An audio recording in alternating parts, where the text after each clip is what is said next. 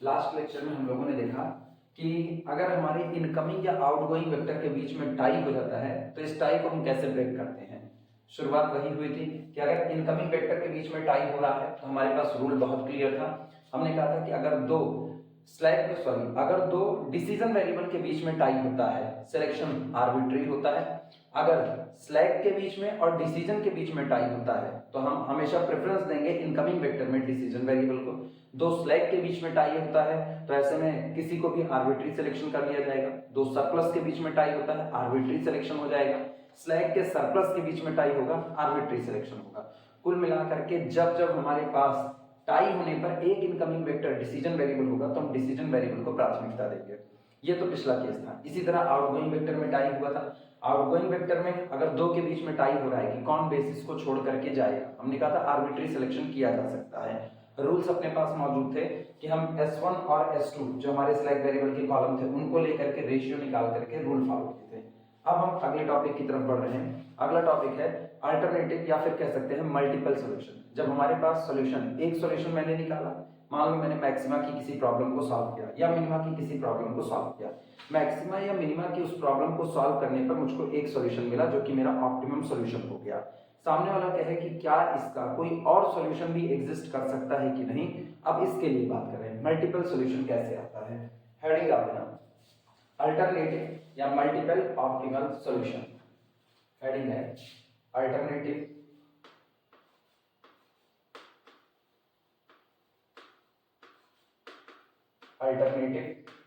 Bracket में multiple optimal solution,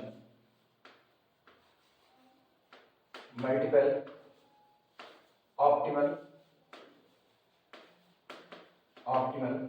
solution, एक या एक से ज्यादा ऑप्टिमल सॉल्यूशन का आना। अल्टरनेटिव और मल्टीपल ऑप्टिमल सॉल्यूशन,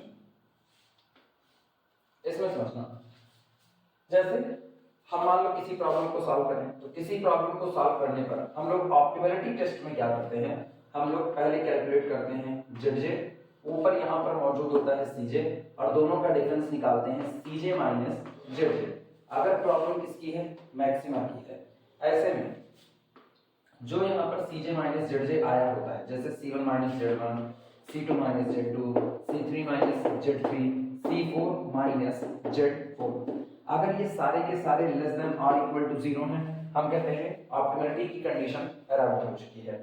अब सिचुएशन ये बने कि जितने सीजे माइनस जेडजे आए वो सब के सब लेस देन और इक्वल टू 0 हो चुके हैं। ठीक, तो हम कंडीशन ऑफ ऑप्टिमलिटी पर पहुंच चुके हैं। एक सॉल्यूशन मुझको यहाँ पर मिल जाएगा। हम यहाँ जो हमारा बेसिस वाला कॉलम है और इसके सामने जो एक्सबी वाला कॉलम, इनको देख करके हम सॉल्यूशन बता सकते हैं। फिर ऑप्टिमल सॉल्यूशन क्या है, सॉरी अल्टरनेटिव सॉल्यूशन क्या है, जो यहाँ पर सीजे माइनस जेडजे आए हैं अगर हम इनमें से किसी ऐसे सीजे माइनस जेडजे को चुने जो कैसा हो, 0। एग्जांपल के तौर पर मैंने C3 माइनस Z3 की वैल्यू कैलकुलेट की, ये सारे लेस देन और इक्वल टू 0 की रिस्ट्रिक्शंस को फॉलो करते हैं और C3 माइनस Z3 की वैल्यू कितनी हो गई, 0। और C3 माइनस Z3 के ऊपर जो वेरिएबल यहाँ पर मौजूद है, चाहे वो x3 हो चाहे x4 हो, कोई वेरिएबल हो, अगर वो बेसिस में मौजूद नहीं है और हम अब इसको चुनते हैं फिर से बेसिस में एंटर कराने के लिए, तो होगा क्या कि मेरा जो मैक्सिमाइज जेड आया हुआ है वो चेंज नहीं होगा, मैक्सिमाइज जेड में कोई बदलाव नहीं होगा, लेकिन हाँ हमको एक सॉल्यूशन और मिल जाएगा। तो ये होता है मल्टीपल सॉल्यूशन का मिलना। शुरुआत करते हैं लिखने की, फिर समझाते हैं। जिनको अभी ये बातें नहीं समझ में आएंगी वो बिल्कुल अभी कुछ और इधर उधर दिमाग में ले जाएंगे। हम अभी इसको फिर से समझा रहे हैं। लिखना सीजे माइनस जेडजे इंडिकेट, सीजे माइनस जेडजे इंडिकेट ये जो लाइन आप लिख रहे हैं ये सीजे माइनस जेडजे का फिजिकल इंटरप्रिटेशन बता रही है कि एक्चुअली सीजे माइनस जेडजे रिप्रेजेंट क्या करता है। जैसे हमने C1 माइनस Z1 निकाला, क्या रिप्रेजेंट करेगा, C2 माइनस Z2 निकाला। ये बिजनेस, अगर इसको बिजनेस फॉर्म में पूछा जाए कि इसका फिजिकल इंटरप्रिटेशन क्या है तो अब हम वही चीज यहाँ पर लिखने चल रहे हैं कि एक्चुअल में एक सीजे माइनस जेडजे की वैल्यू रिप्रेजेंट क्या करती है। CJ minus ZJ indicate per unit contribution, per unit contribution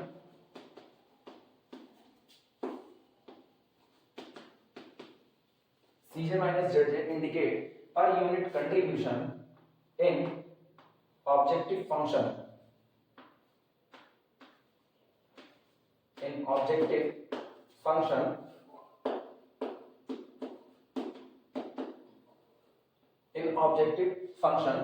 value by a variable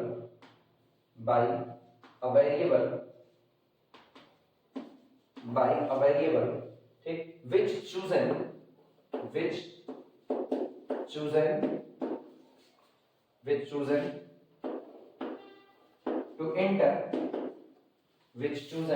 to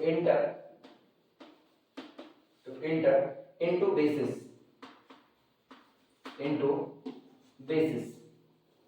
समझना लिखा गया है। कह रहे हैं Cj minus Zj indicate, Cj minus Zj आपको बताता है, इंडिकेट करता है, किसे दर्शाता है, पर यूनिट कंट्रीब्यूशन, एक यूनिट कितने का कंट्रीब्यूशन करेगी, किसमें, इन ऑब्जेक्टिव फंक्शन वैल्यू, हमारे ऑब्जेक्टिव फंक्शन वैल्यू में कोई एक यूनिट कितने का कंट्रीब्यूशन करेगी, वो कौन दिखाएगा, Cj माइनस Zj। लेकिन ये यूनिट होगी किसकी, ये यूनिट उस वेरिएबल की होगी जिसको हम बेसिस में इंटर करा रहे हैं। वापस समझना, जैसे मान लो मैंने Cj माइनस Zj कैलकुलेट किया, प्रॉब्लम किसकी है, प्रॉब्लम है मैक्सिमाइज Z की, और यहाँ पर Cj माइनस Zj हम कैलकुलेट कर रहे हैं। पहला मैंने निकाला C1 माइनस Z1, इसके ऊपर वेरिएबल मौजूद है X1। दूसरा मैंने निकाला C2 माइनस Z2, इसके ऊपर यहाँ वेरिएबल मौजूद है X2। तीसरा कैलकुलेट किया C3 माइनस Z3, वेरिएबल मौजूद है X3। यहाँ कैलकुलेट किया C4 माइनस Z4, ऊपर वेरिएबल मौजूद है S1। यहाँ कैलकुलेट किया C5 माइनस Z5 और ऊपर वैल्यू मौजूद है S2।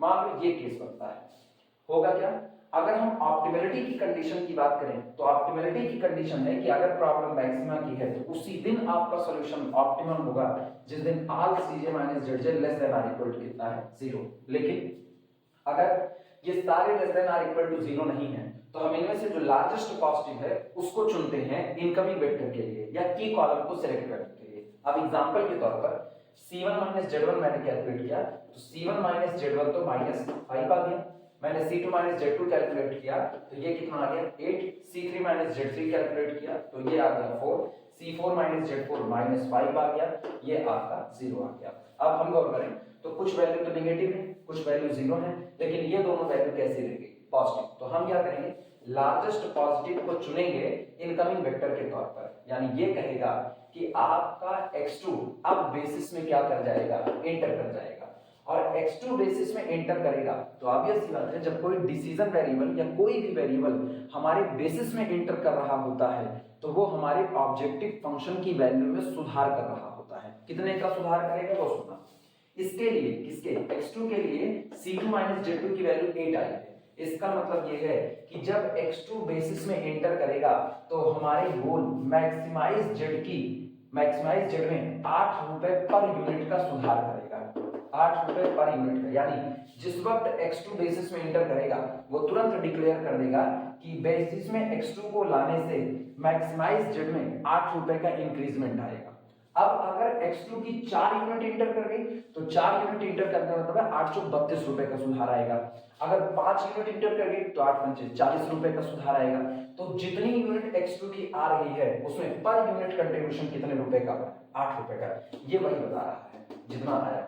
अगर हम C3 माइनस Z3 मान लो ये हमारा 2 आया होता, ये 2 आता तो अब लार्जेस्ट पॉजिटिव ये नहीं बल्कि ये होता। अब ये कहता कि आप बेसिस में किसको एंटर कराओगे, x3 को, और x3 बेसिस में एंटर किया तो इसका मतलब ऑब्जेक्टिव फंक्शन में x3 की एक यूनिट कितने रुपए का सुधार करेगी, 4 रुपए का, यानी आपकी प्रॉफिट को 4 रुपए बढ़ा दे रही होगी। ठीक, इसी चीज को यहाँ पर लिखा गया है।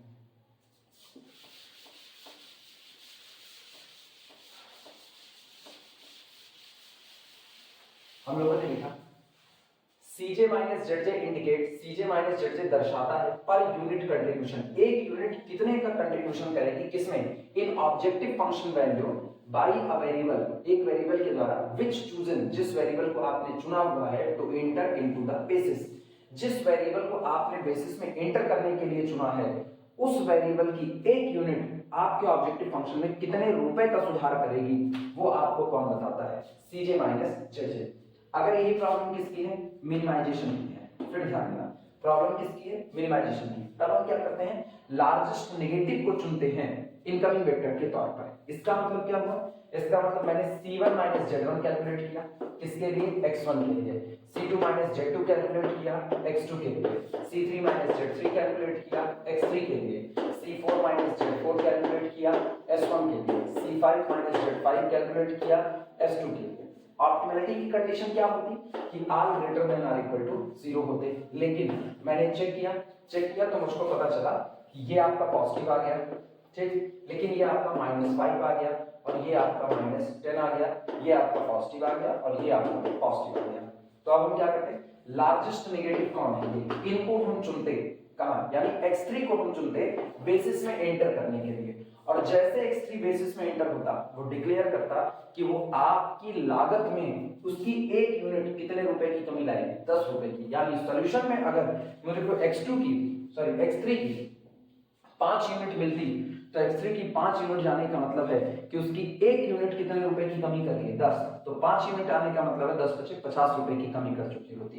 तो ये जो कुछ भी लिखा जाता है ये केवल और केवल पर यूनिट कंट्रीब्यूशन है कि इसकी 1 यूनिट आपके गोल में कितने रुपए का कंट्रीब्यूशन करेगी पर यूनिट। तो ये सिर्फ और सिर्फ पर यूनिट का मामला है। चलो शुरुआत करते हैं इसी बात।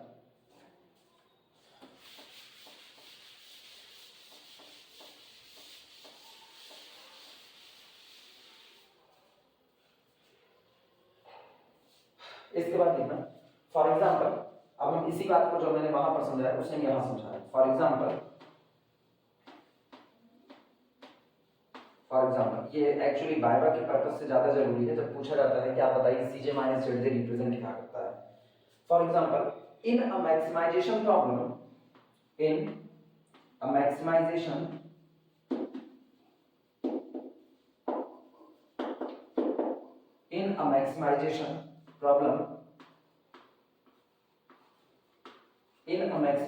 problem, at some iteration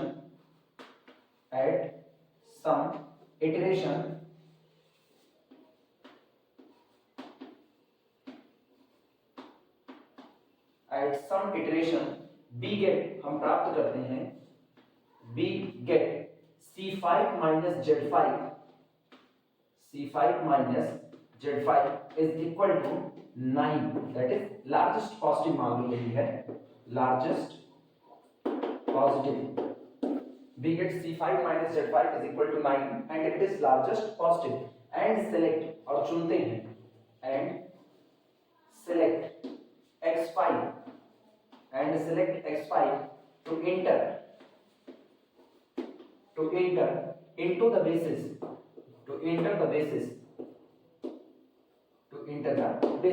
और हम क्या करते हैं, हम x5 को बेसिस में एंटर करने के लिए सेलेक्ट करते हैं, ठीक। This C5 minus Z5 is equal to 9 indicate this C5 minus Z5 is equal to 9 indicate। तो ये जो C5 minus Z5 की वैल्यू 9 आई है, ये इंडिकेट करती है, indicate that 1 unit of x5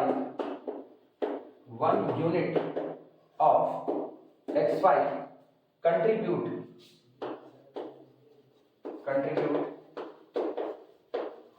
1 unit of x5 contribute 9 rupees. ये सिर्फ इन पर्टिकुलर है, हम अगर सारा चीज मैक्सिमाइज का मतलब हम पैसे को फायदे में लेकर के चल रहे हैं, मतलब मैक्सिमम प्रॉफिट कमाने को, तो हम रुपए में कर रहे हैं, गोल कुछ भी हो सकता है, ठीक। 9 रुपीज इन पर्टिकुलर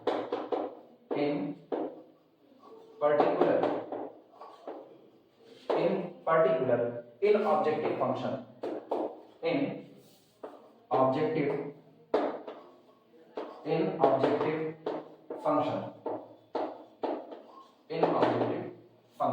ठीक। कि अगर आपने x5 को चुना तो x5 आपके ऑब्जेक्टिव फंक्शन में 9 रुपए पर यूनिट का कंट्रीब्यूशन करेगा। आप समझना, इसी के आधार पर थ्योरी बनती है कि ऑप्टिमल सॉल्यूशन आपके मल्टीपल सॉल्यूशन आपके क्या होंगे। अब मान लो हम कंडीशन ऑफ ऑप्टिमलिटी पर अराइव कर गए, तो कंडीशन ऑफ ऑप्टिमलिटी पर पहुंचने के बाद आपके पास जो ऑब्जेक्टिव फंक्शन की वैल्यू आई होती है वही आपका ऑप्टिमम सॉल्यूशन दे रही होती है। होती है। x1 x2 x3 वेरिएबल की वैल्यू और आपकी गोल की जो वैल्यू आई है, ये आपका पूरा मिला करके बेस्ट सॉल्यूशन, ऑप्टिमल सॉल्यूशन बन गया। सवाल ये है कि अब ये बदलना तो चाहिए नहीं, क्योंकि अगर ये बेस्ट सॉल्यूशन है तो अब ये बदलेगा नहीं। तो हम करते क्या है, अब हम चुने क्या, हम C5 माइनस Z5, सॉरी उल्टा बोल रहे हैं, C5 माइनस Z5 तो एक पर्टिकुलर केस है। नीचे जो CJ माइनस ZJ लिखे गए हैं उनमें से उस CJ माइनस ZJ को सेलेक्ट कर लें जिसकी वैल्यू 0 आई हुई है।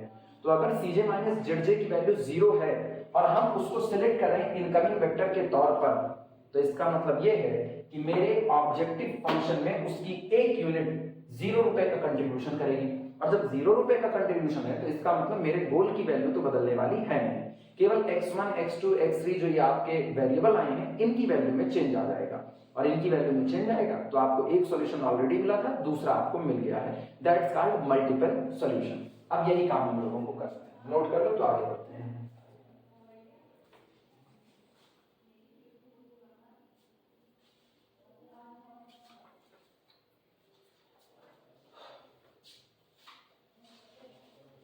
लाइन चेंज करके इसमें लिखना,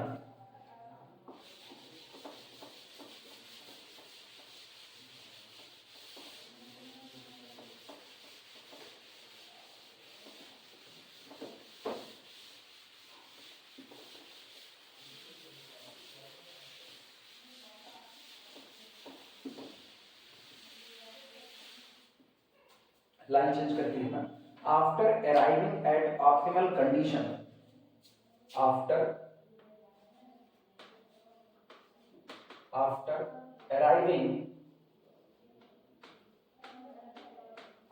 arriving at optimal condition, at optimal condition, after arriving at optimal condition, bracket में लिखना CJ minus ZJ all are less than or equal to 0, maxima का केस, मैक्सिमाइजेशन, और अथवा CJ minus ZJ greater than or equal to 0, minimisation का case, कह रहे हैं after arriving at optimal condition, जब आप ऑप्टिमल कंडीशन पर पहुंच जाएं उसके बाद। और ऑप्टिमल कंडीशन क्या हो सकती है, ऑप्टिमल कंडीशन है कि अगर प्रॉब्लम मैक्सिमा की है तो जब आपके सारे CJ minus ZJ less then और इक्वल टू 0 हो जाए। अगर आपकी प्रॉब्लम मिनिमा की है तो आपके सारे CJ minus ZJ greater than और इक्वल टू 0 हो जाए। इसके बाद का काम आपको करना है, ठीक। After arriving at optimal condition if we choose, अगर हम सेलेक्ट करते हैं, इफ we choose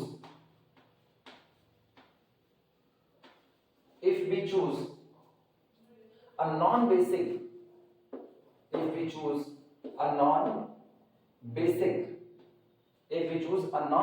variable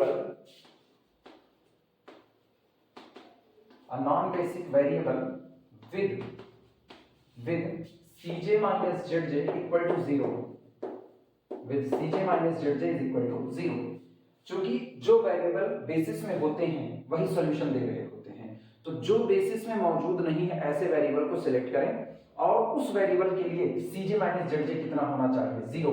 तो अब हम नॉन बेसिक को बेसिक में लेकर के आ रहे हैं, बेसिस में ला रहे हैं उसको, ठीक। इफ वी चूज, अगर हम सेलेक्ट करते हैं किसको, अ नॉन बेसिक वेरिएबल, उस वेरिएबल को जो बेसिस में मौजूद नहीं है और उसकी वैल्यू CJ माइनस ZJ कितनी आ रही है, 0 आ रही है, ठीक। हम उसको सेलेक्ट करते हैं to enter into the basis, basis में एंटर करने के लिए, to enter into the basis, to enter into the basis, उसे हम बेसिस में एंटर करने के लिए सेलेक्ट करते हैं, to enter into the basis, then another optimal solution, then another optimal solution, तब हमको एक और बेस्ट सॉल्यूशन मिलता है, another optimal solution,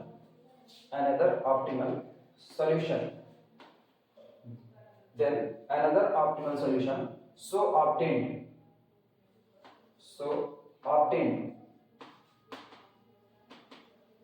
obtained, ठीक, will show no improvement, will show will show no improvement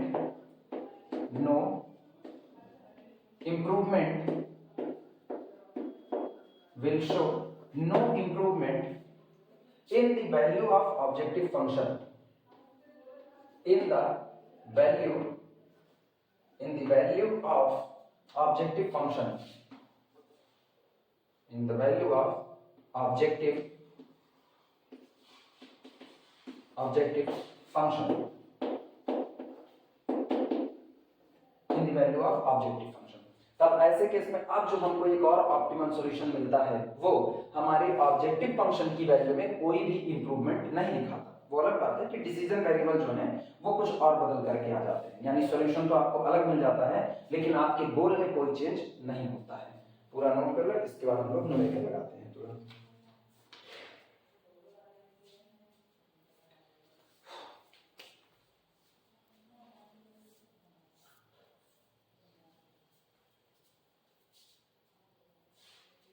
ये हो जाए फिर इसके बाद हम लोग न्यूमेरिकल केस में शुरुआत करते हैं।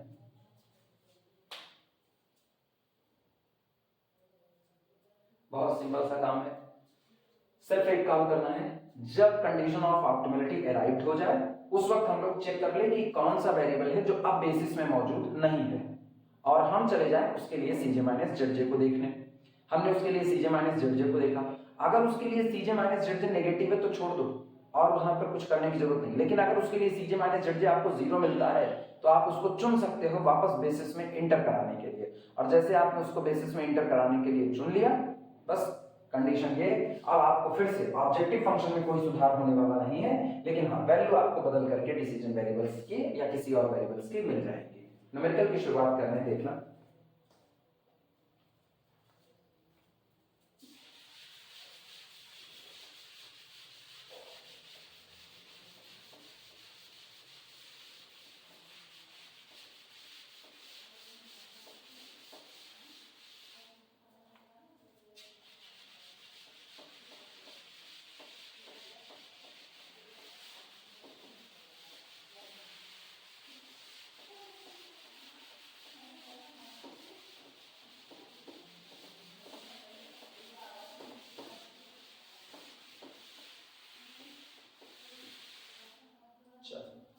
प्रॉब्लम नोट करना, find multiple solution.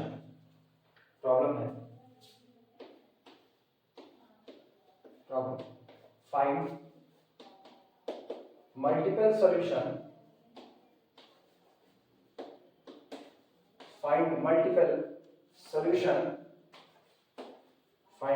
Solution for, problem दी गई है maximise Z is equal to 6x1 plus 4x2 subject to constant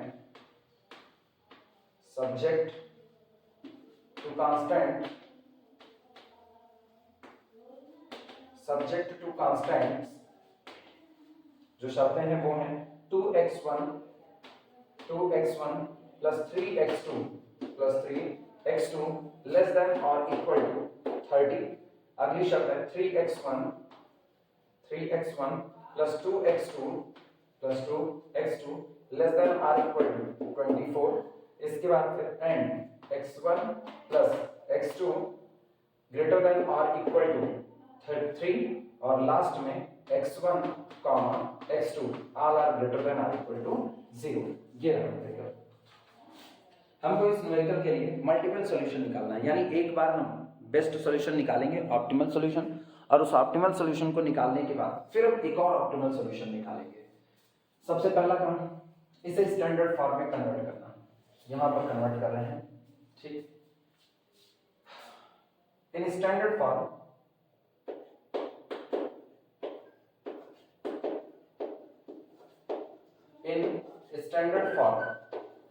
अगर हम स्टैंडर्ड फॉर्म की बात करें तो maximize Z is equal to 6x1, ठीक, प्लस कितना होगा 4x2। अब इधर हम छोड़ ले रहे हैं ये जगह जो हम आर्टिफिशियल या स्लैग जिनका इस्तेमाल करेंगे उनको लिखने के लिए। सब्जेक्ट टू कांस्टेंट, ध्यान देना नीचे inequality less than or equal to की है तो हम स्लैक वेरिएबल का इस्तेमाल करेंगे। एक भी चीज, ये सारे के सारे लोग पॉजिटिव हैं तो इनको पॉजिटिव बनाने की और कोई जरूरत नहीं, ये ऑलरेडी पॉजिटिव है। नेगेटिव होते तो हम माइनस से मल्टीप्लाई करके पॉजिटिव बनाते। पहला 2x1 प्लस 3x2 स्लैक का इस्तेमाल plus s1 is equal to कितना हो गया 30। और चूंकि हमने पहले स्लैक वेरिएबल का इस्तेमाल किया इसका कोफिशिएंट 0s1। अगले कराते हैं 3x1 प्लस 2x2 ठीक। फिर less than or equal to तो अगला slide variable s2 is equal to कितना हो गया अपने पास 24। और फिर यहाँ पर प्लस 0 s2। अगले कराते हैं x1 प्लस अगला कौन है x2 और चूंकि इस बार greater than or equal to तो माइनस s3 और प्लस आर्टिफिशियल a1 और इज इक्वल टू कितना हो गया अपने पास 3। और यहाँ पर अब हम क्या करेंगे प्लस 0 s3 और चूंकि आर्टिफिशियल है केस किसका है मैक्सिमा का तो मैक्सिमा के केस में आर्टिफिशियल का कोफिशिएंट माइनस m a1 को या a कह दो बस केवल a कह दो काम हो जाएगा minus m into a। Note करो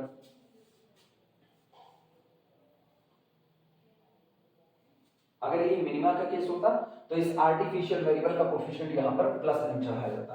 और last non negativity restrictions and x1 x2 s1 s2 s3 ठीक और a all are greater than or equal to 0 where जहां पर where s1 s2 ये आपके कैसे हैं स्लैक s3 आपका कैसा है s3 ये आपका है सरप्लस और कैपिटल A आपका कौन है आर्टिफिशियल वेरिएबल आर्टिफिशियल ठीक। नोट कर लो फिर आगे बढ़ते टेबल बनाते हैं।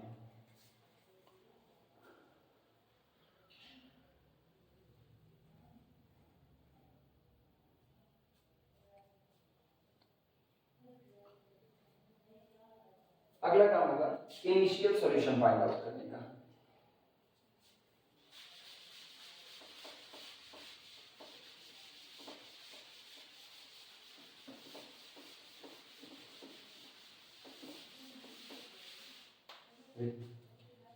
इनिशियल सॉल्यूशन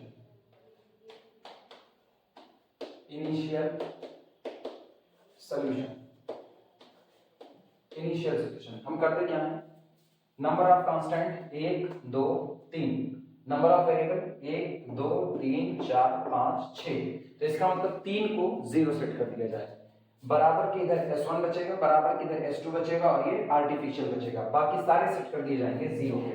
तो हम लोगों को मिला इनिशियल सॉल्यूशन में s1 इज इक्वल टू 30 पहला आपका दूसरा s2 इज इक्वल टू 24 तो s2 अपने पास हो गया 24 इसके बाद फिर a अपने पास हो गया 3 और artificial variable a is equal to 3। चलो इनिशियल टेबल सेटअप करते हैं।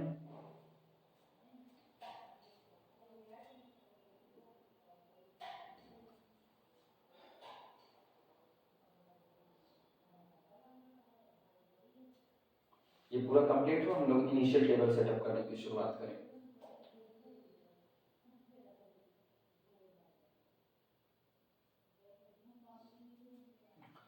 सबसे पहले ऑप्टिमल सॉल्यूशन निकालना पड़ेगा और उसके बाद फिर हम लोग आगे बढ़ेंगे मल्टीपल सॉल्यूशन के लिए। चलो टेबल सेटअप देखना। सबसे पहला काम पहला कॉलम जो होगा वो होगा variable coefficient of basic variable इसको कहेंगे सीबी ठीक। जो दूसरा कॉलम होगा variable in basis that's the capital B. इसके बाद अगला जो कॉलम होगा वो होगा value of basic variable this is equal to x B. अगला कॉलम होगा डिसीजन वेरिएबल x1 अगला कॉलम डिसीजन वेरिएबल x2 अगला होगा s1 फिर अगला s2 अगला s3 और इसके बाद आर्टिफिशियल कैपिटल A और यहाँ हम निकालेंगे मिनिमम एक्सचेंज रेशियो जिसको हम कहेंगे xb अपॉन ये डिसीजन जो आपका इनकमिंग वेक्टर होगा वहां से डिसाइड होगा। चलो शुरुआत करते हैं। ऊपर यहाँ पर रहेगा अपने पास सीजे सुना कितना होगा, x1 का कोफिशिएंट 6, x2 का 4, 0 0 0 माइनस है, तो ये अपने पास हो गया 6 4 फिर 0 0 0 और यहां से हो गया माइनस m। चलो शुरुआत करते हैं। बेसिक में कौन कौन से वेरिएबल आते हैं, s1 आ रहा है, बेसिस में s1 आया, फिर कौन आया, s2 आया, और इसके बाद कौन आया, कैपिटल A आया। s1 की वैल्यू कितनी आई, 30 आई, इसके बाद s2 की वैल्यू कितनी, 24 आई है अपने पास, और फिर a की वैल्यू कितनी आई है, 3 आई है। शुरुआत करते हैं इनके कोफिशिएंट लिखने की। जो आपका ऑब्जेक्टिव फंक्शन है उसमें कोफिशिएंट देखो, ऑब्जेक्टिव फंक्शन में s1 का कोफिशिएंट 0, s2 का 0 और a का माइनस है, तो ये हो गया अपने पास 0 0 माइनस m। चलो यहाँ आना x1 का कोफिशिएंट 2 3 1, तो ये हो गया 2 3 और यहाँ पर 1। इसके बाद अगला 3 2 1 3 2 1, इसके बाद फिर अगला s1 पहले में है बाकी में नहीं है, 0 0, अगला 0 1 0, इसके लिए 0 0 माइनस 1 और इसके लिए 0 0 और यहाँ पर कितना हो गया 1। जेड कैलकुलेट करते हैं, जेड सुना, 2 इंटू 0 0, 3 इंटू 0 0 माइनस है, तो इसका जेड आया माइनस है। अगला 0 0 माइनस है, तो यहाँ फिर आया माइनस m। अगला हुआ 0 0 और माइनस है, माइनस सॉरी 0 0 0 ऑलरेडी, तो ये पूरा हो गया 0। अगले पर आते हैं 0 0 और फिर 0, इसका भी हो गया अपने पास 0। ठीक, अगला देखना 0 0 और minus minus plus capital M, इसका 0 0 minus m। Cj minus Z calculate करते हैं, Cj minus Z, Cj minus Z हमारे पास कितना है, 6 माइनस माइनस m, यानी कि 6 प्लस m। अगला 4 माइनस माइनस m, यानी कि 4 plus m। 0 0 already 0, 0 minus 0 0, 0 minus m minus m, minus m minus minus m that is equal to 0। Obvious सी बात है, चूंकि केस मैक्सिमा का है तो लार्जेस्ट पॉजिटिव ये अपने पास चुना गया इनकमिंग वेक्टर के तौर पर, यानी x1 enter the basis, x1 enter the basis,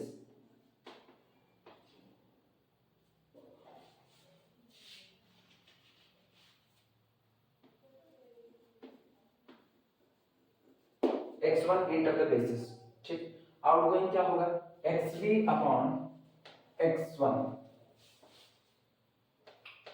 xv upon x1। चलो शुरुआत करते हैं, देखना xv कितना है 30, x1 कितना है 2, तो ये हो गया अपने पास 30/2 दैट इज इक्वल टू 15।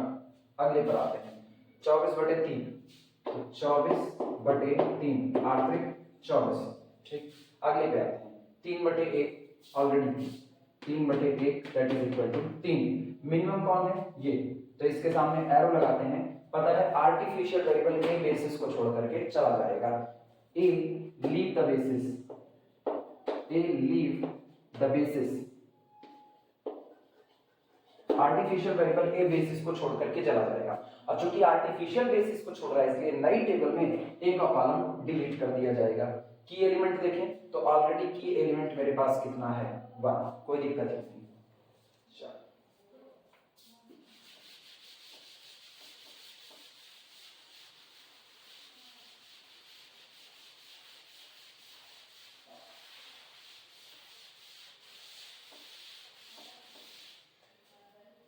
की एलिमेंट ऑलरेडी 1 है, तो हम लोग एक काम करते हैं, ऊपर 2 है नीचे 3 है, तो यहाँ 2 से मल्टीप्लाई करके ऊपर घटा दो, यहाँ 3 से मल्टीप्लाई करके यहाँ से, यानी फॉर न्यू टेबल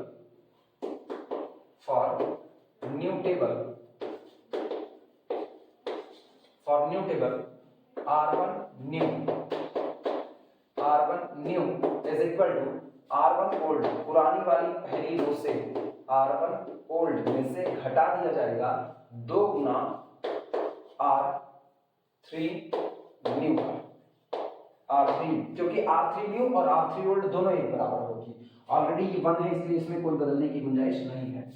अगले पे आते हैं, R2 न्यू की बात करते हैं। R2 new is equal to R2 old, पुरानी वाली सेकंड रो में से R2 ओल्ड में से हम घटा देंगे 3 गुना R3 new, 3 times R3 new, और R3 रिमेन्स से R3 में कोई बदलाव नहीं होगा। चेंजिंग सुनना क्या है, आर्टिफिशियल वेरिएबल है क्या? एक बार पहले टेबल बना लो फिर हम आगे बढ़ते हैं।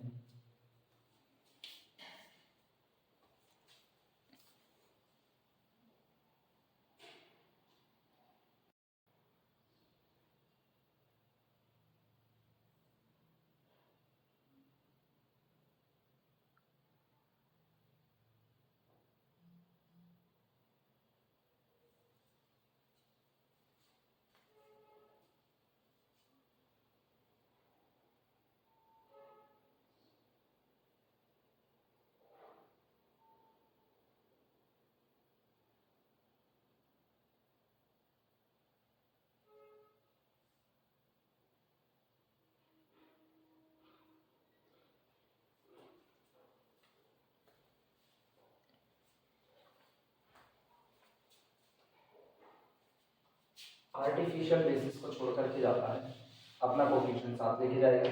आर्टिफिशियल इंटर कराते हैं, कौन सॉरी x1 को इंटर कराओ तो यहाँ पर हो गया अपने पास x1, और x1 का कोफिशिएंट ऊपर बैठा हुआ है कितना 6, तो यहाँ पर अपने पास हो गया 6। ठीक, अब अगला काम, ये रो तो रिमेन सेम रहेगी, हम नई टेबल में कैपिटल A का कॉलम डिलीट कर देते हैं, ये कॉलम हमारे पास डिलीट हो गया। ठीक, अगला काम 2 से मल्टीप्लाई करके ऊपर घटाना, 2 तिहाई 6, 30 में से 6 निकाल दो तो 30 में से 6 गए, ये हो गया अपने पास 24। अगला सवाल, 2 1 के 2 और 2 में से 2 गए 0, ये अपने पास हो गया 0। 2 1 के 2, 3 में से 2 गए 1, तो यहाँ हो गया 1। ठीक, ये 0 रहा तो कोई बदलाव नहीं, 0 है कोई बदलाव नहीं। -1, 2 1 के 2 -2, घटाएंगे तो ऊपर आएगा +2, तो ये अपने पास हो गया +2। अगला सुनना, 3 से मल्टीप्लाई करके ऊपर घटाना, 3 त्रिक का 9 और ऊपर कौन है 24, तो 24 में से 9 निकाल दो, तो 24 में से 9 निकालेंगे 9 1 10 10 20 4 10 4 14 15, तो ये अपने पास हो गया 15, 15 ये हो गया अपने पास। 3 1 के 3, 3 में से 3 गए 0, ये अपने पास हो गया 0।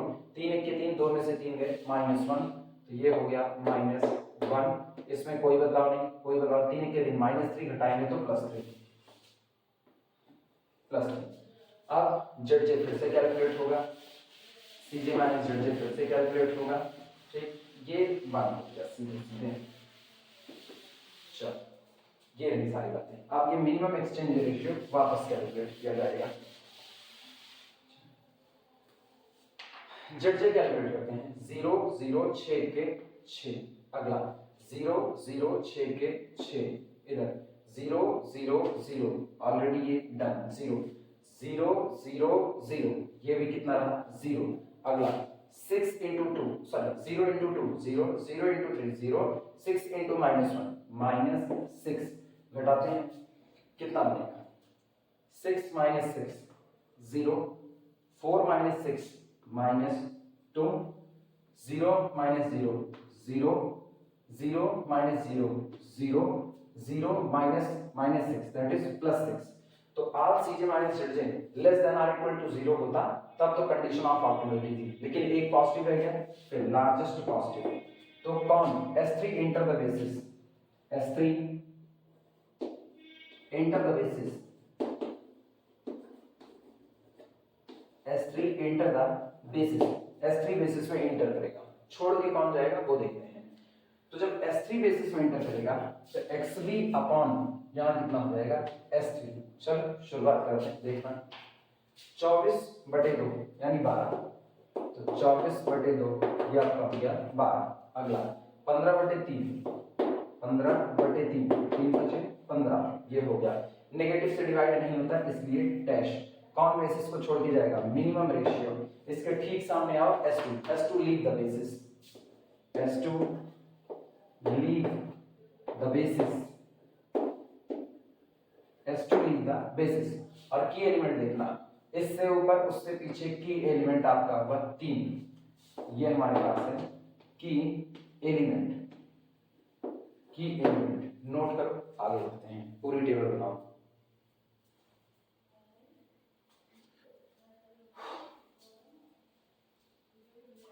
कैलकुलेशन में गलती ना करना, कैलकुलेशन में एक गलती पूरी टेबल फिर से खोजने को मजबूर करेगी। हम इसी टेबल में खोजते रहेंगे कि आखिर गलती को कहाँ लगी है। इसके बाद फिर शुरुआत करते हैं। पहले पूरा कंप्लीट करो फिर चले आगे।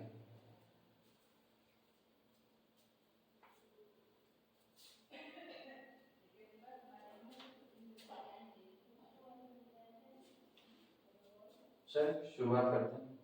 नई टेबल के लिए हम यहां पर बातें लिखते हैं। इस बार की एलिमेंट 1 नहीं है, इसलिए रो में बदलाव होगा। लिखते हैं की element is equal to 3 does not equal to 1. So for new table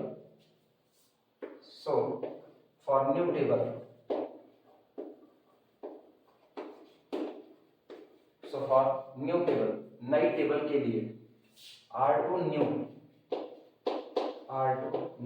is equal to R2 old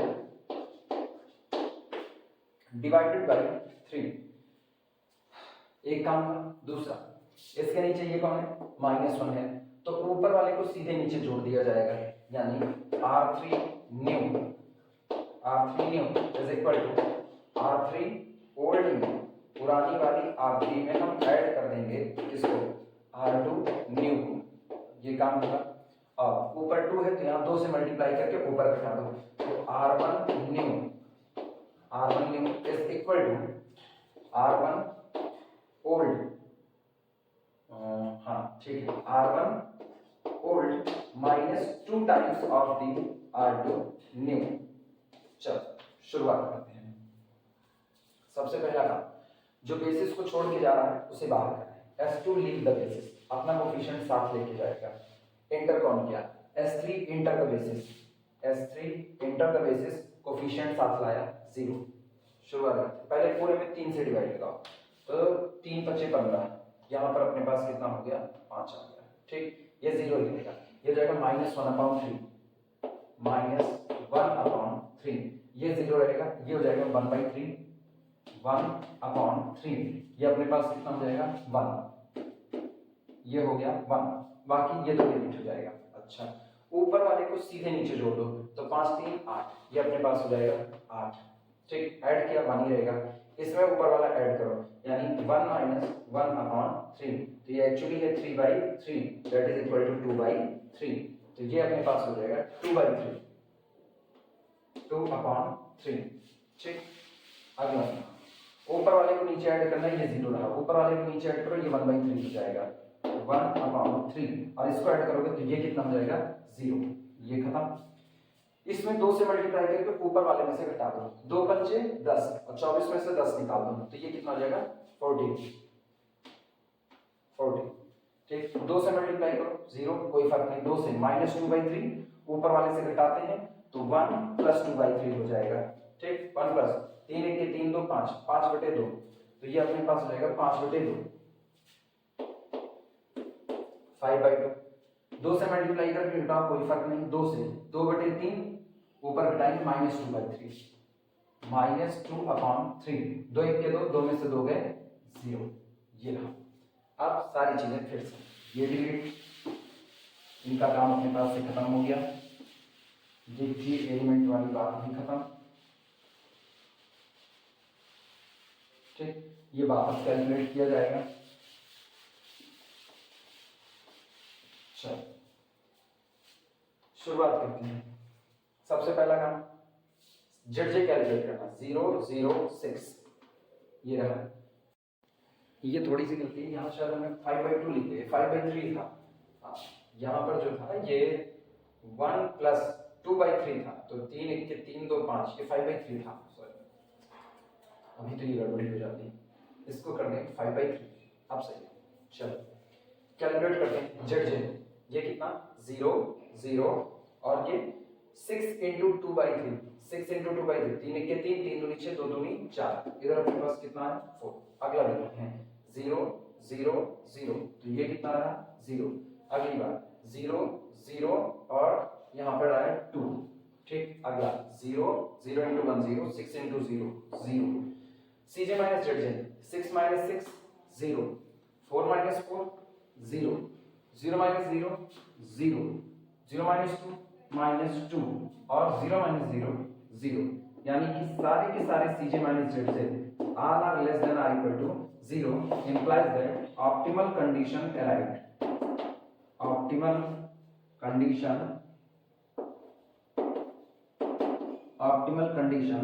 arrived,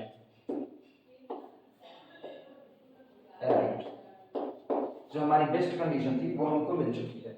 और एक सॉल्यूशन जो हमको मिला वो सॉल्यूशन मिला x1 is equal to 8, s1 is equal to 14 and s3 is equal to 5। तो यहाँ पर अगर हम यहीं पर मैक्स z कैलकुलेट कर रहे हैं तो max z is equal to या 6/48, क्योंकि ये 0 और ये 6/48, इनको मल्टीप्लाई करो प्लस इनको मल्टीप्लाई करो प्लस इनको, और वो आपका मैक्स z होता है। तो 6/48 ये आपको पहला मिला। और फर्स्ट सॉल्यूशन हमको यहाँ पर मिल चुका है, ठीक। यहीं पर चाहे तो हम लिख देते हैं ऐसे शॉर्ट में, x1 इज इक्वल टू कितना आया अपने पास 8 आया है। इसके बाद फिर s1 इज इक्वल टू 14 आया है, s3 इज इक्वल टू 5 आया है। हम चाहे तो हम इसको ऐसे घेरा मार सकते हैं और बोल सकते हैं यहाँ पर फर्स्ट सॉल्यूशन, यहाँ पर हम लिखते हैं फर्स्ट सॉल्यूशन, ये आपका पहला ऑप्टिमल सॉल्यूशन है। अगर हम ध्यान दें तो मेरे पास एक वेरिएबल डिसीजन वेरिएबल x2 ऐसा है जो बेसिस में मौजूद नहीं है, और इस x2 के लिए cj माइनस zj कितना है 0। तो अगर हम x2 को कंसीडर करें इनकमिंग वेक्टर के तौर पर, तो अभी हम इस सॉल्यूशन में बिना मैक्स z को बदले एक और सॉल्यूशन निकाल सकते हैं। ये पहले टेबल बना लो फिर हम आगे बढ़ते हैं।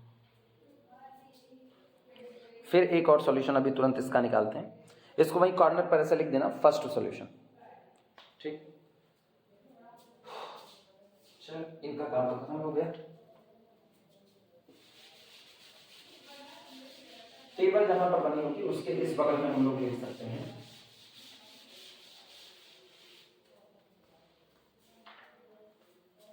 यहां लिखिए for non basic variable, for non basic variable, for non basic variable x2 for which, जिसके लिए, for which c2 minus z2 is equal to 0, we can get, हम प्राप्त कर सकते हैं, we can get another optimal solution, another optimal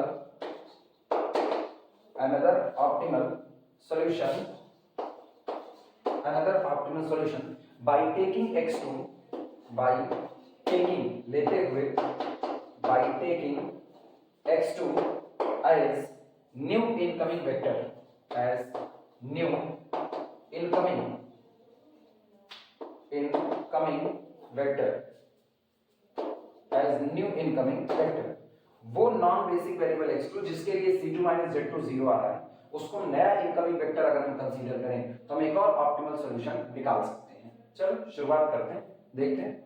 हम x2 को consider कर रहे हैं इनकमिंग वेक्टर के तौर पर, तो उसी टेबल में जहां फाइनल किए थे ना वहीं से हम शुरुआत करते हैं। ऐसे बगल में शॉर्ट में लिख देना और यहीं से शुरुआत करना, ठीक।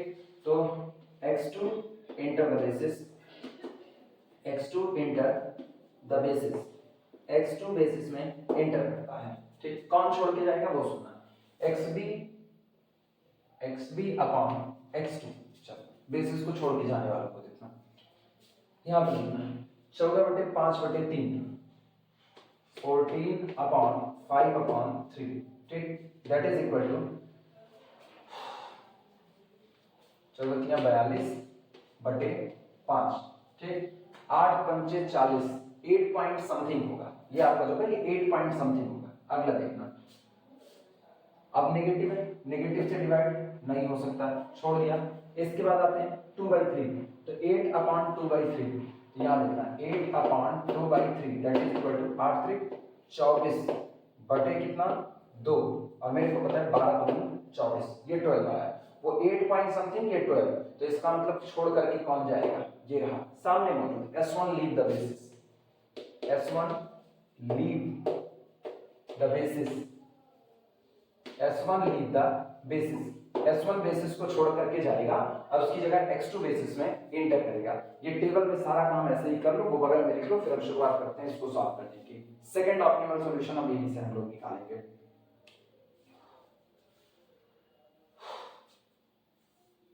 फटाफट इसको खत्म किया जाए, ये आर्टिकल खत्म, बस ये चैप्टर लगभग बंद हो चुका है पूरे तरीके से। इसमें लगभग हम लोगों ने हर एक केस देख लिया है, बाकी तो वर्किंग रूल में भी लिखाए हुए हैं कि इनफीजिबल सॉल्यूशन आपका कब होगा, हर एक चीज, वो सब कुछ डिपेंड करता है इसी सीजे माइनस जेजे पर, आर्टिफिशियल की यहाँ बेसिस में मौजूदगी और यहाँ मौजूद उसकी वैल्यू पर। लिखते चलो, फटाफट अगला करवाते हैं। ये खत्म करके नेक्स्ट ऑप्टिमल सॉल्यूशन हम लोग निकालते हैं।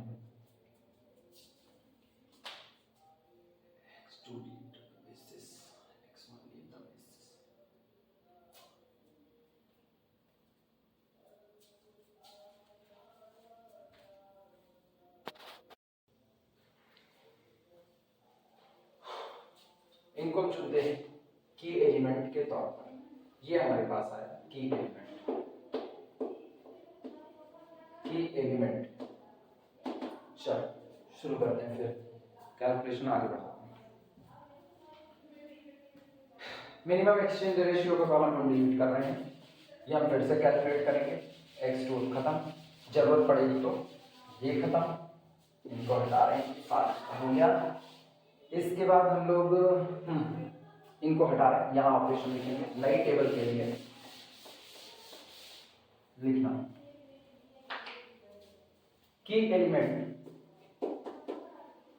की एलिमेंट इज इक्वल टू कितना, 5/3, 5/3 डज नॉट इक्वल टू 1, सो इसलिए फॉर न्यू टेबल, नई टेबल के लिए, सो फॉर न्यू टेबल, नई टेबल के लिए पहली रो अब की बार चेंज की जाएगी, तो R1 new, R1 new is equal to R1 old multiplied by 5/3 है, अब 3/5 से मल्टीप्लाई करो, मल्टीप्लाइड बाय 3/5, ये काम हो गया। अच्छा ये -1/3 है, तो ऊपर 1/3 का मल्टीप्लाई करके ऐड करेंगे, 2/3 है तो ऊपर 2/3 का मल्टीप्लाई करके सब्सट्रैक्ट करेंगे, यानी R2 न्यू, ध्यान देना R2 new is equal to R2 old, पुरानी वाली सेकंड रो में ऐड कर दिया जाएगा 1/3 times of the R1 new का, ये काम। अगला सुनना, R3 न्यू, नई बनी हुई थर्ड रो जो होगी वो होगी R3 ओल्ड, पुरानी वाली थर्ड रो में, R3 ओल्ड में हम लोग सब्सट्रैक्ट कर देंगे 2/3 times of the R1 new का, R1 न्यू। चल शुरुआत करते हैं। अब एक सॉल्यूशन ये निकालें, दूसरा निकालने के बाद उसको इन बगल में लिखेंगे। शुरुआत करते हैं। सबसे पहले बेसिस में कौन आ रहा है, x2 इंटर द बेसिस, और छोड़ करके कौन गया था, वो गड़बड़ी हम लोग कर दिए क्या, भूल गए, नहीं, S1 leave the basis, S1 leave the basis, x2 inter, इसी के कटान पर तो की एलिमेंट मिला था, तो S1 बेसिस को छोड़ करके गया, अपना कोफिशिएंट लेकर के गया, बेसिस में इंटर कौन करेगा, x2 enter the basis with its coefficient 4। चल इस पूरे में 3/5 का मल्टीप्लाई करो, 3/5, ठीक, 14 3 42, ये हो गया 3/5 यानी 42/5 ही आपका होगा, 14 3 42, 42/5, ये हो गया 3/5 का मतलब इधर कितना हो गया, 1 हो गया अपने पास, ये हमारे पास 1 हो गया, 3/5 ये अपने पास हो गया 3/5।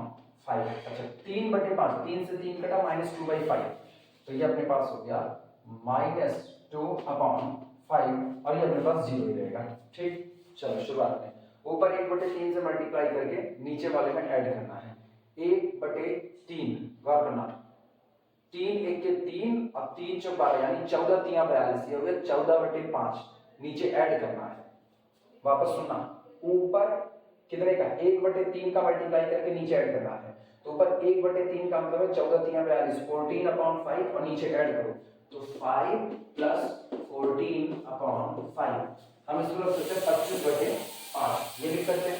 और अगर 25/5 14/5 तो ये कितना हुआ 5 4 9 और 2 1 3 39 बटे कितना हो गया 5। तो यहाँ पर आ जाएगा 39/5। नोट कर लेना 39/5, ये हो गया। ये तो 0 ही है, 1/3 से मल्टीप्लाई करके ऐड करो, ये कितना हो गया 0। ठीक है, 1/3, 1/3 का मतलब हो गया 3 से 3 कटा 1/5 और यहाँ ऐड करो 1/5, 1/5। अब सुना 1/3, 1/3 का मतलब -2/15, तो ये हो गया -2/15।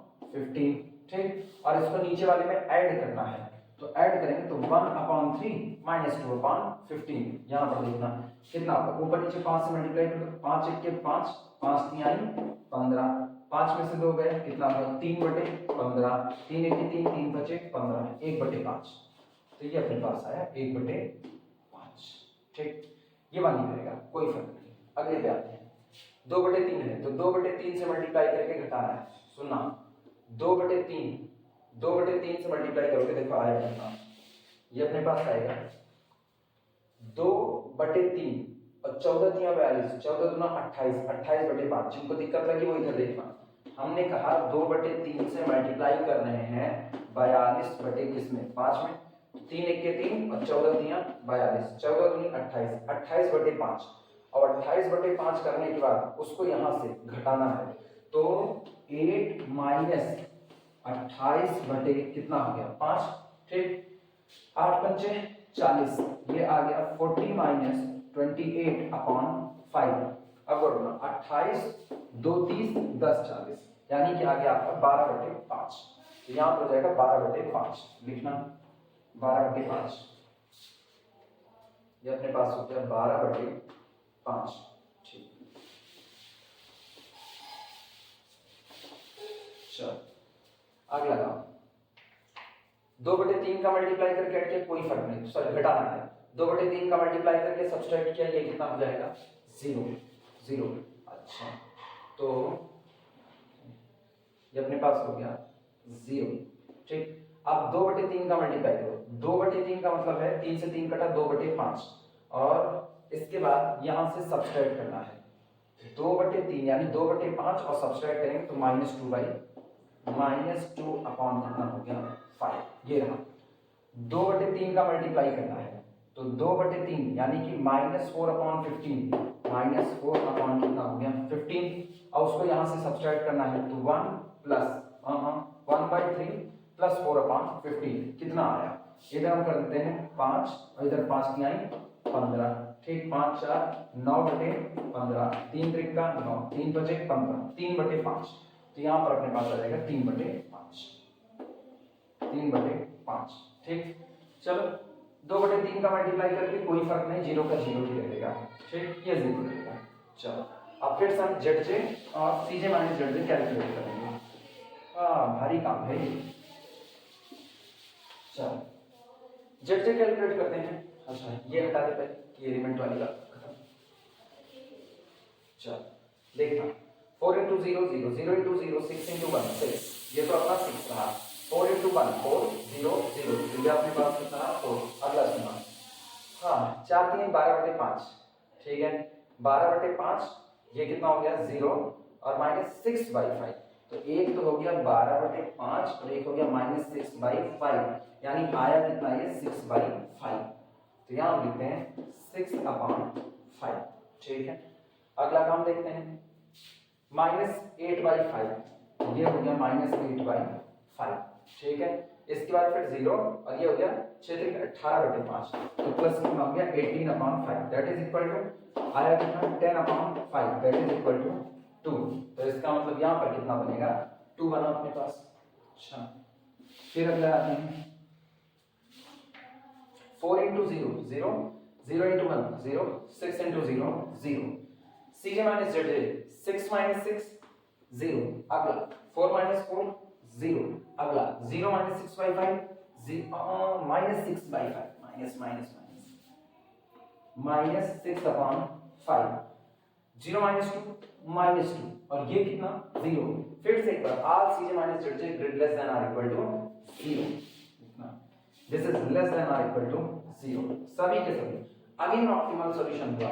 अब फिर गौर करना, इस बार फिर मेरे ऑब्जेक्टिव फंक्शन की वैल्यू चेंज नहीं होगी, ठीक, लिखना कंडीशन ऑफ ऑप्टिमलिटी अराइव्ड, या ऐसे सिंपल समझिए कंडीशन ऑफ ऑप्टिमलिटी, बस condition of optimality. Second solution में पहले मैक्स जेड निकाल लेते हैं, अब मैक्स जेड निकालते देखते कितना बनेगा, 4 बटे 42 बटे 5, 4 दूनी 8, मैक्स जेड लेता है यहाँ पर, सारे लोग ध्यान दें, max z is equal to 4 दूनी 8 और 4 चौक 16, 168 अपॉन कितना हो गया ये 5, 168 अपॉन 5। अगला देखना 12 6 72, ठीक है, तो प्लस ये हो गया अपना 72 अपॉन कितना 5, that is equal to, add करो दोनों, 8 2 10 की 0, हाथ से लगी 1, 6 6 12 1 13 1 14, 14 की 4, हाथ से लगी 1 1 1 2 और बटे कितना 5, ठीक, डिवाइड करो कितना आएगा, 5 से काटें तो 5 चौक 20 और 5 अठे 40, वापस वही आएगा 48 48। एक बार फिर मैक्सिमाइज जेड 48 आया, इस बार देखना x1 12 बटे 5, x2 42 बटे 5, तो अगला सॉल्यूशन है x1 अपने पास आता है 12 बटे 5, x2 अपने पास आता है 42 बटे 5, 42 बटे 5, और s3 अपने पास आता है s3 is equal to 39 upon 5, 39 upon 5। ये हमारा अगला सॉल्यूशन है। तो हमने एक ही न्यूमेरिकल में 2 सॉल्यूशन निकाले, that's called the multiple solution. Note कर लो इसे।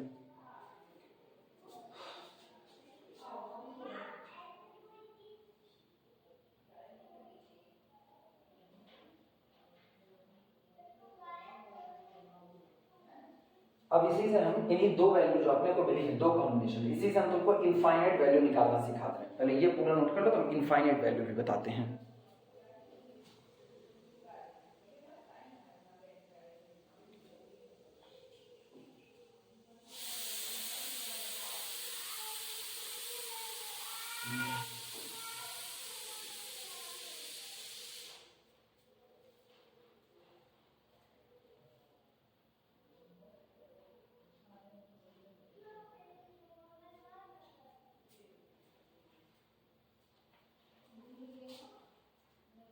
इनफाइनाइट वैल्यू वाला काम उधर कर सकते हैं। चल शुरुआत करते हैं इनफाइनाइट वैल्यू की।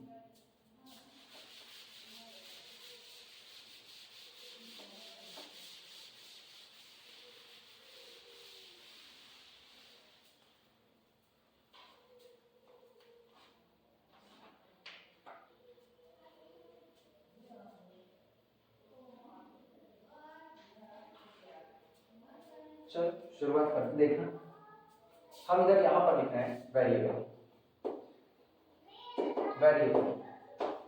ठीक है। वेरिएबल में कौन कौन है मेरे पास, पहला मेरे पास x1 की वैल्यू आई है मेरे पास, उसके बाद यहां पर हम देखें तो मेरे पास x2 की वैल्यू आई है, x1 है x2 है, फिर वहां पर मेरे पास s1 है और फिर कौन है s3 दोनों जगह पर है।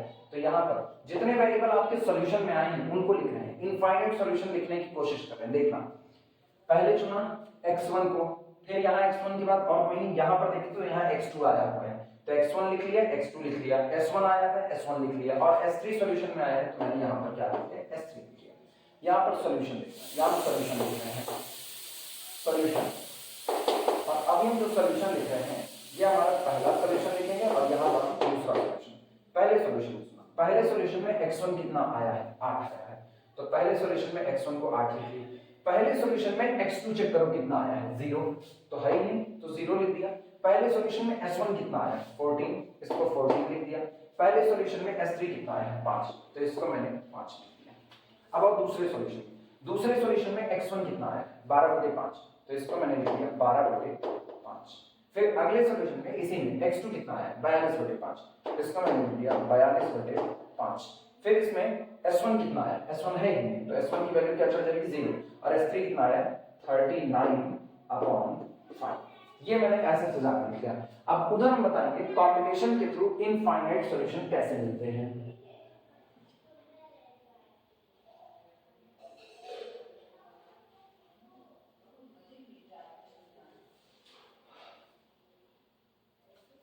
उसको जनरल सॉल्यूशन भी हम नाम दे सकते हैं। यहां पर अब हम लिख रहे हैं जनरल सॉल्यूशन। जनरल सॉल्यूशन सुनना, कुछ नहीं करना, सिर्फ आपने को दो बातें करनी है। यहां पर हम लिखेंगे लैम्डा और थोड़ा हट करके यहां हम लिखेंगे 1 माइनस लैम्डा। ध्यान से सुनना, एक मैंने लिखा लैम्डा, एक लिखा 1 माइनस लैम्डा, बीच में हम लगा देंगे प्लस का साइन। अब पहला कोफिशिएंट उठाओ, लैम्डा के आगे बैठा दो पहला वाला, और दूसरा 12/5 इसको उठा करके इनके आगे बैठा दो। ठीक, फिर अगला सुनना, लैम्डा लिखा मैंने, यहां पर लिखा 1 माइनस लैम्डा, फिर यहां पर लिखा लैम्डा, यहां लिखा 1 माइनस लैम्डा, इधर लिख रहे हैं लैम्डा, इधर लिख रहे हैं 1 माइनस लैम्डा, और बीच में प्लस का साइन। और काम मेरा हर बार यही होगा, पहला 0 और दूसरा बैठा दिया 42/5। ठीक, फिर ये कितना 14 और फिर इधर बैठा दिया 0, फिर कितना 5 और इधर बैठा दिया 39/5। अब आपकी जो मर्जी आप वो लैम्डा की वैल्यू इसमें भरो, आपको यहां से हर बार एक जनरल सॉल्यूशन मिलेगा। ठीक, फॉर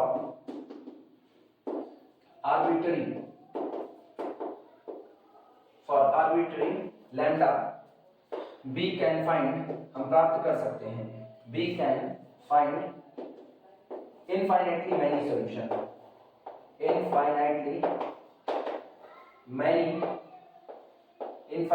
many solution या ऑप्टिमल सॉल्यूशन लिख सकते हैं।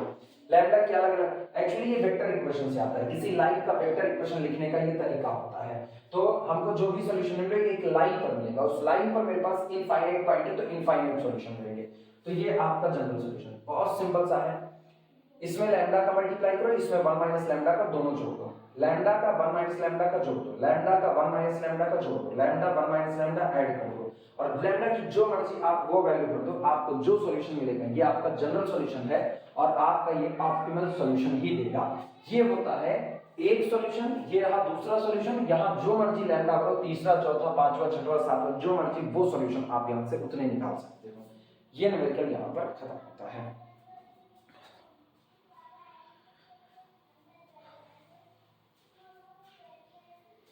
पूरा कंप्लीट कर लो, बस आज का लेक्चर इसी पर रोकते हैं।